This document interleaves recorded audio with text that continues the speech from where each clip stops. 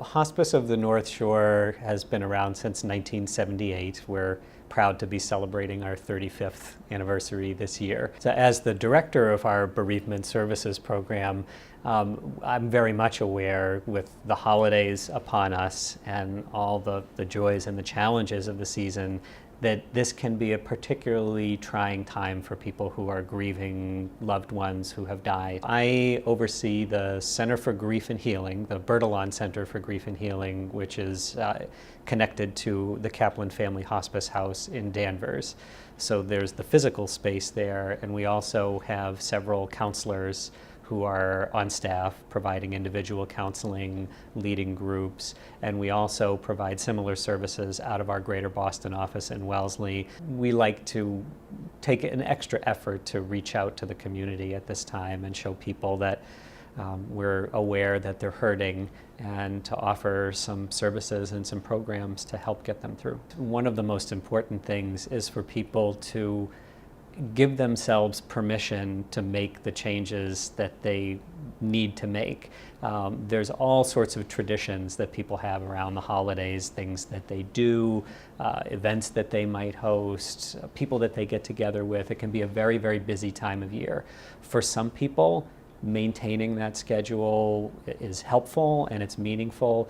Other people, particularly those who are grieving a loss that occurred more recently, may not have the energy or the motivation to do as much as they typically do, and that's okay. So also from a very practical standpoint, a big staple of the holiday season is shopping.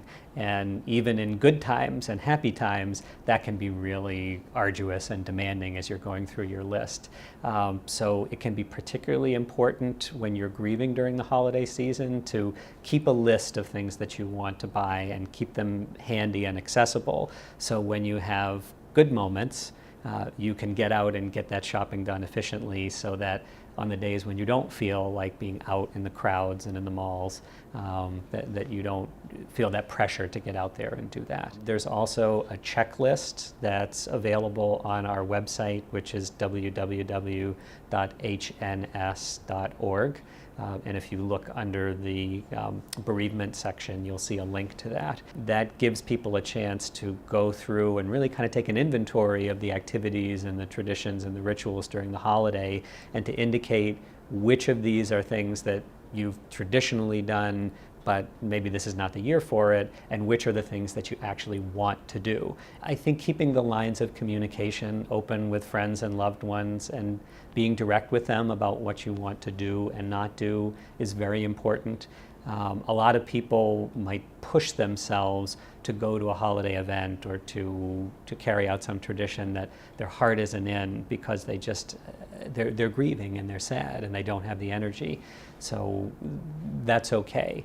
That being said, try not to completely change everything, because maintaining some consistency and keeping up with some traditions can be really life-affirming and positive, particularly if you have younger children in the home.